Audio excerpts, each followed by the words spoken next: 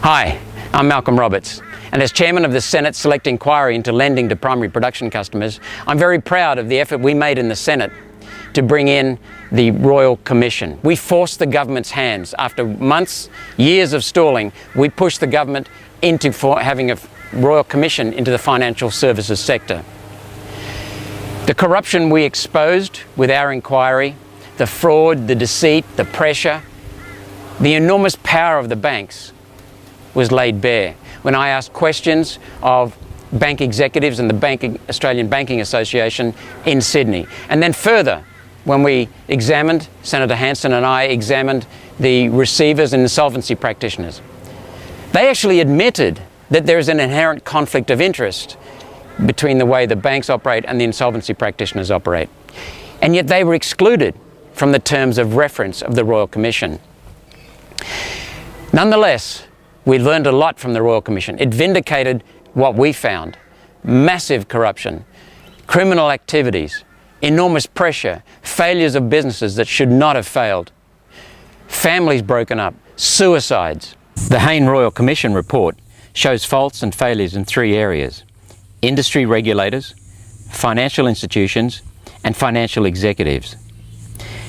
More importantly, there seems to be no expectation of people to act in a reasonable manner, and there's no way to enforce key provisions. And all this, including the criminal behaviour, has been enabled by the Liberal, Nationals, Labor duopoly that has governed this country for decades. Let me give you an example. The Royal Commissioner found that the regulators of the financial sector, ASIC, ACCC, APRA, RBA, principally APRA, have failed in their job of oversight. So what is now coming up? The government is proposing yet another level of regulation, an oversight body. So regulation is part of the problem, or the lack of scrutiny is part of the problem. We're going to add another layer to it. A very telling event happened on Tuesday. After the release of the Royal Commission, the bank share prices took off. And that explains that the people in the share market, the people who know, understand that the banks will probably continue operating under the model they've long operated under. No real impact on profit. The government is going to beat these banks with a feather. Pauline Hanson and One Nation are determined to fully implement the recommendations of the Senate Select Inquiry into lending to primary production customers. Let's talk now about two major points, but they're minor in terms of the scrutiny they've been given publicly until our Senate inquiry. That is currency creation and a public bank.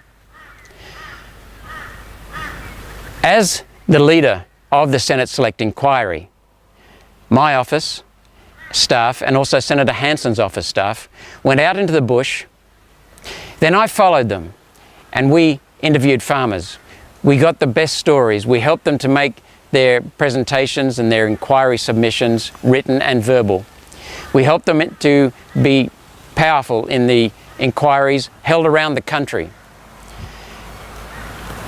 Arguably, the three most powerful submissions were about the credit creation.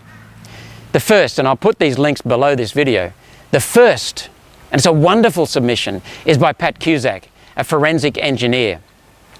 He presented real-world empirical evidence, proof of what's going on. He presented 3 academic papers, peer-reviewed papers from an academic in England.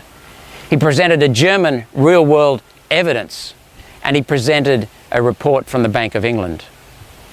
And I strongly recommend reading that. It details how the banks create credit that enables them to become asset strippers. Credit creators, asset strippers. The second submission that I draw your attention to is by Ellen Hodgson Brown, an American lawyer.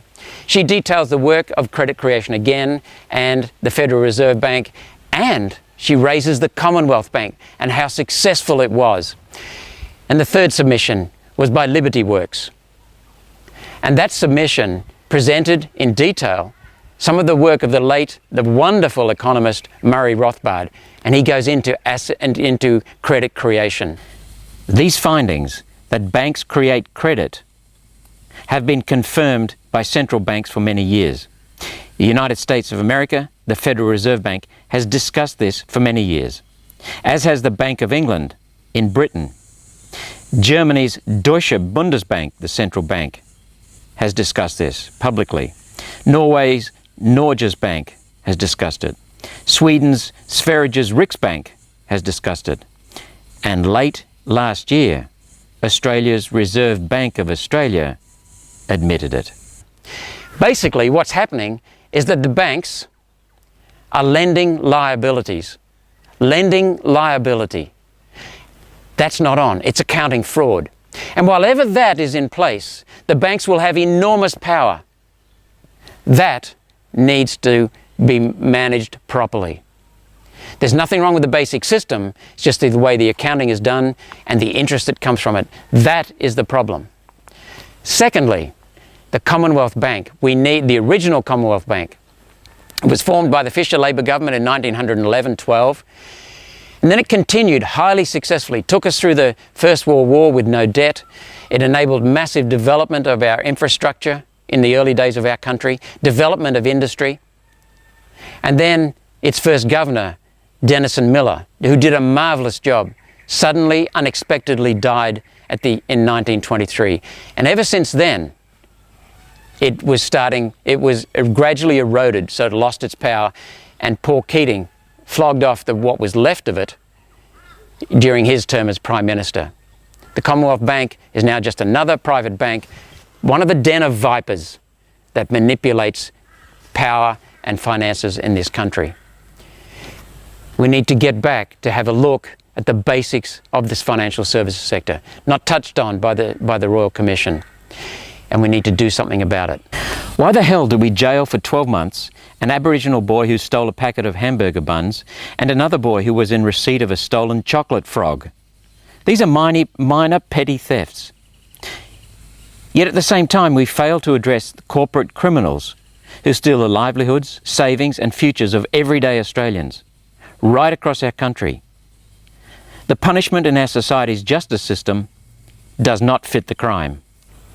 Please have a look at these papers and understand what's going on and what we need to do to free up our wonderful country again.